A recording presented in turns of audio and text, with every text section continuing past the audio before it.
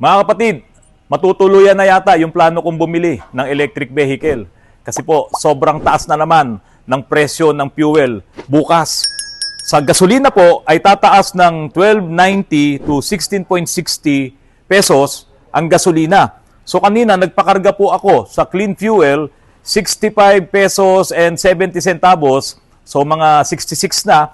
Kung idadagdag mo ngayon, yung 13 pesos, aabot na po ng halos 74 pesos per liter ang gasolina. Sa clean fuel yon. Ngayon, yung mas mataas na gasolina, yung mataas ang octane, no? 1660 yung additional. So yan din yung mga malalaking player no? Sa Shell, sa Petron, sa Caltex, halos 16 pesos and 60 centavos ang itataas sa gasolina yon. Kaya ang gasolina malamang bukas ay aabot na ng 73, 74, 75 at baka mayroon pa pong 80 pesos na presyo per liter ng gasolina. Ngayon sa diesel naman po ay 20 pesos, 20.40 to 23.90 pesos ang itataas. Kaya yung mga mayroon ng mga 80 pesos na diesel ngayon, yung iba nga 88 na, dagdagan mo pa ng 20 pesos, 108 na po yun. Meron pang 23.90, baka po umabot talaga ng 110 pesos per liter ang diesel. Hindi na po yan normal. Kaya po mga kapatid, tinawagan ko kanina si Boss Johnny Chotrani, ang may-ari po ng Moretti Philippines, at ako po ay nagsabi sa kanya na may plano na akong bumili ng isang EV ng Moretti. At ito nga po ay yung Conserva. Meron namang available na kagad si Sir Johnny, meron na siyang plate number, registered na, at iyon yung ino-offer niya sa akin na bilhin ko na para magamit ko na po. At bukas na bukas po ay dadalhin po dito sa umaga ito pong Conserva na electric vehicle po na ito. Bakit po ako biglang nagplano na kumuha ng electric vehicle?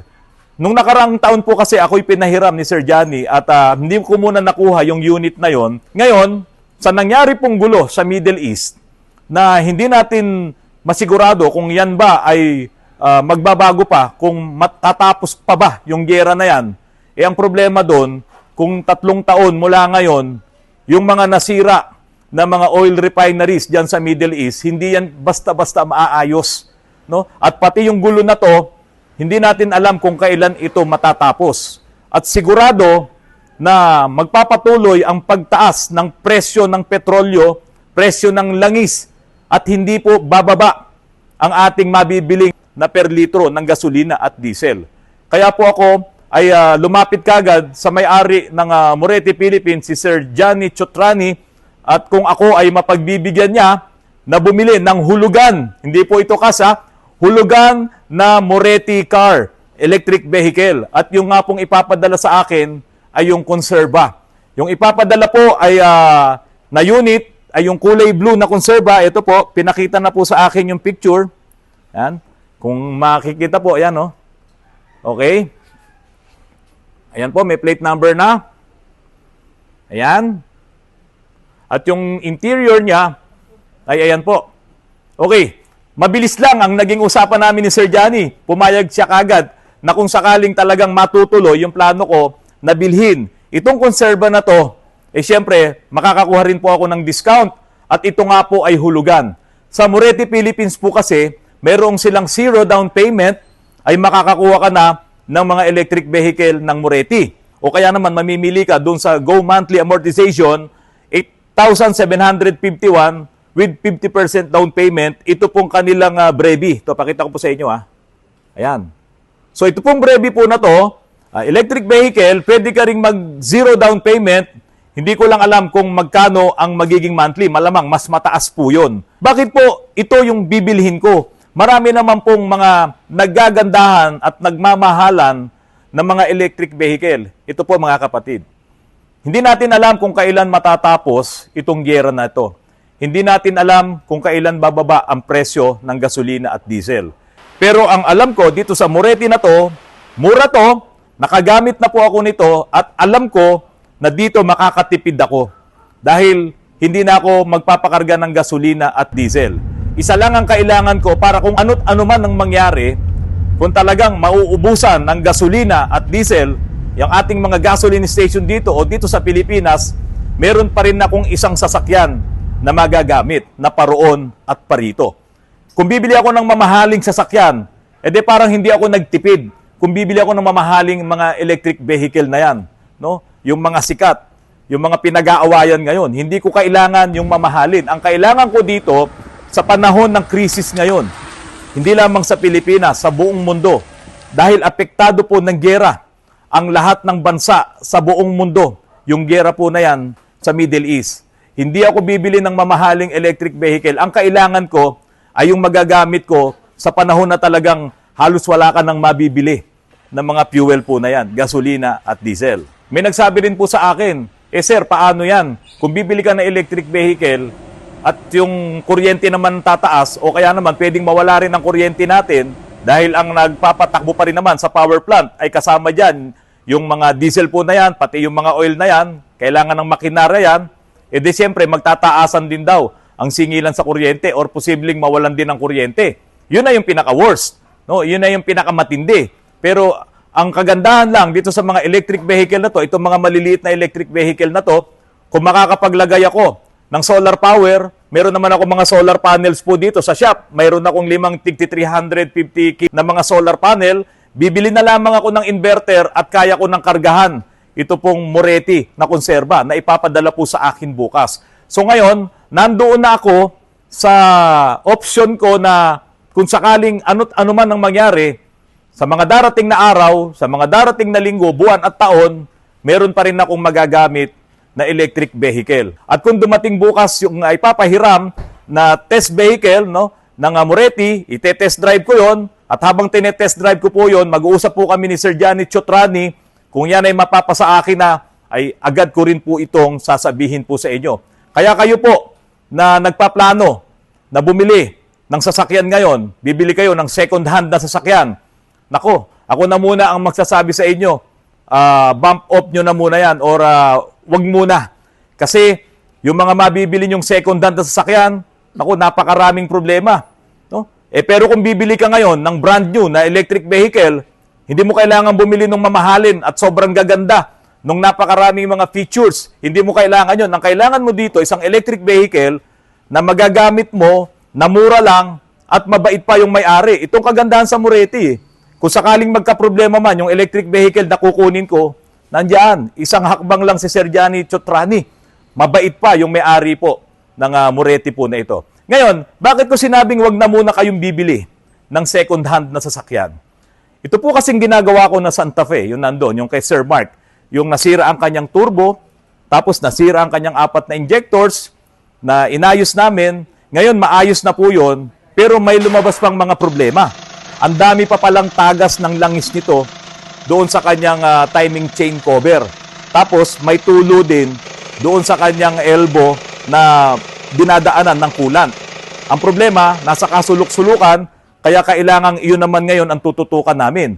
Kaso ang laki na ng nagastos ni Sir Mark dito. Itong second hand na Santa Fe po na ito, binili nila sa isang vlogger din na nagba-buy and sell. Kaya nga sabi ko sa mag-asawa kanina habang kausap ko, yan ang problema sa buy and sell. Unang-una, yung mga nagba-buy and sell na yan, hindi naman talaga yan mga mekaniko. Makakabili talaga yan ng unit na pagagandahin nila yung labas, pero sa totoo lang, may problema yung mismong sasakyan. Ito po, tapatan tayo. Ako, may mga sasakyan ako, tulad nitong Honda Accord ko, binili ko yan. Ako na ang nag-overhaul ng engine, in-overhaul ko ang transmission. Ngayon, namumroblema ako sa kanyang suspension. Ang dami ko na rin napalitan, hindi ko pa makita-kita kung saan nanggagaling yung lagutok. Siyempre, mekaniko ako, kailangan malaman ko kung ano yung problema nun. So, ibig sabihin, pag segunda mano na ang sasakyan, hindi yan magiging 100% na okay. Meron at merong problema yan na ibebenta ngayon nung buy and sell na akala niya okay yung sasakyan binenta niya kasi hindi naman siya mekaniko. Di ba? Baka naman kasi yung mga nag-ahente rin sa kanya na nag-fast break sa kanya sinasabing okay. Siya naman ang galing niyang magsalita. No? Ang galing ng kanyang pag-iinganyo doon sa kanyang mga customer. Paano kung nabili na yung sasakyan na yon at dinala na ngayon sa mga talyer na katulad namin at ituturo namin sira ito, sira yan, sira yan, sira yan. Kawawa ngayon yung nakabili ng sasakyan. Kaya po, kung bibili lang talaga kayo ng second hand na sasakyan, dapat kilala nyo yung buy and sell na bibilhan nyo. Pero dahil nga sa sobrang gulo ngayon no, at sobrang mahal ng diesel at ng gasolina, mas maipapayo ko sa inyo, wag na lang muna kayong bumili ng second hand na sasakyan, ipunin nyo na lamang ang pera nyo, at kung gusto nyo, bumili na lang kayo ng electric vehicle. Ito ngayon yung napapanahon na solusyon dito sa nangyayaring krisis po ngayon dito sa Pilipinas. Hindi lang naman sa Pilipinas pati sa ibang bansa. Kaso, dito sa Pilipinas, marami tayong problema. Di ba? Pwede naman kasing tanggalin yung tax nitong mga fuels na yan para bumaba ng konti. Marami nang nagsasabi niyan. Ilang linggo na sinasabi yan ng mga politiko na yan na sana yan ang gawin ng gobyerno pero hanggang ngayon wala pa silang ginagawa. Kasi pag ginawa naman nila yon, hihina naman talaga ang masisingil na buwis ng gobyerno. Wala nang pera ang gobyerno ngayon. Tapos hindi ka pa maniningil ng tax diyan sa langis, diyan sa diesel, diyan sa gasolina. Ano mangyayari sa gobyerno natin? Ano mangyayari sa kamambayan ng Pilipinas? Kaya po, itong binabanggit ko sa inyo, hindi sa gusto kong iahente or ano ba tawag doon? I-promote itong Moretti, no? Pero ito yung napapanahon.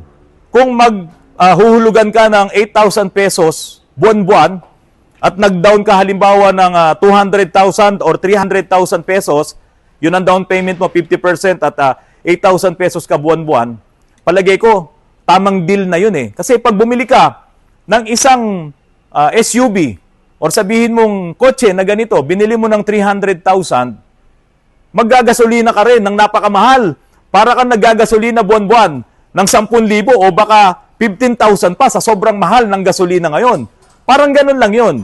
Bibili ngayon ako ng bagong Moretti, 50% down payment, at ang gastos ko sa hulugan sa kanya ay 8,000 pesos buwan-buwan. Sabihin mo nang magiging ang gastos mo ay 15,000 pesos buwan-buwan dahil magbabayad ka rin sa kuryente. Pag tina-charge mo, yun lang ngayon ang gastos mo. Diba? At bago pa ang sasakyan mo. At hindi ka pa maloloko ng buy and sell na mabibili mong sasakyan. O, di ba? Tama lang naman Kaya ako po, kahit meron akong mga sasakyan, ang mahal naman ng gasolina, ang mahal naman ng diesel, parang ayoko nang gamitin yung mga sasakyan ko. Standby ko na lang muna yan. At yun nga po, nagdesisyon kaming mag-asawa na bukas pag dinala yung Moretti na ipapadala ni Sir Johnny Chutrani dito po, at naging okay ang naging usapan namin ni Sir Johnny. Binigyan niya ako ng magandang flexible terms para hulugan yung Moretti po na yon. Umasa po kayo. Isasakay ko po kayo doon kapag ka po kayo ay pumunta dito mismo sa Autoruns. Okay mga kapatid, bago ko tapusin yung vlog ko tungkol dito sa electric vehicle na bibilhin natin, ipapakita ko naman sa inyo ito pong paglilip. No? Ito yung mabilis na paglilip ng mga Montero, Fortuner at iba pang mga SUVs na mayroong available na lip kit. Katulad po nito, ito yung galing sa SR Performance. Ito po ay pang Montero, pang Patrol, pang Pajero. Ilalagay po dito yan sa ibabaw nito. At ito namang coil spring ay nandito po yan nakalagay. Yan, ganyan po yan. Yan. Tapos, ibapatong po ito dito. Len. Ayan. Diyan po yan. Ito naman ay nakakabit dito. Meron po yung pinapasukan dito. Ayan. So, tataas na po siya ng almost 2 inches. Ito pong Montero na to. At magpapalit nga po ako ng gulong.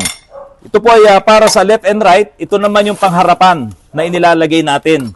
Ito naman ay ipinapaibabaw po doon mismo sa shock mounting. No? Ito ay magiging nakakabit doon sa body. Kaya tataas din po sa harap ng mahigit 1 pulgada. No? 1 inch po ang itataas doon sa harap. Yan yung mga quick lift na may nabibili po ng mga pang-lift at hindi natin kailangan na mag-body lift or mag-suspension lift. Ito naman ay magpapalit lang ng hindi kalakihang gulong. Ito pong si Kuya Ditz de Leon na nandiyan po sa Los Angeles, California. Okay, mga kapatid, abangan nyo po bukas yung dadalhin na Moretti Conserva dito po sa Autoruns. At kapag ka po na-demo ko na sa inyo, yung Conserva po na yon, pupunta pa ulit tayo diyan sa mismo showroom ng Moretti Philippines diyan po sa Pasig at ipapakita ko po sa inyo kung ano pa yung mga available or yung mga naka-display na Moretti electric vehicle diyan po sa Moretti Philippines. Sir Johnny Chutrani, maraming salamat at pinaunlakan mo po ang plano ko na makabili ng isang electric vehicle nabibigyan mo po ako ng magandang terms. Mga kapatid, maraming salamat sa patuloy na panonood nyo po ng aking channel. Dahil sa mahal ng gasolina, mahal ng diesel ngayon, kung kinakailangan magtipid muna tayo, wag muna tayong magsasakyan, mamasahero muna tayo, pero sinisigurado ko, maraming mga wellgun darating dahil nakita ko na po yan, dumaan po sa newsfeed ko po kanina sa FB. Kaya po, manalangin tayo na sana hindi na lumaki pa itong giyera na ito. Dahil kapag ka nagpatuloy ang giyera na ito, buong mundo ang tatamaan ng krisis, gutom, at kahirapan ang mangyayari, baka po hindi na tayo makabawi pa dito. Magandang hapon sa inyong lahat.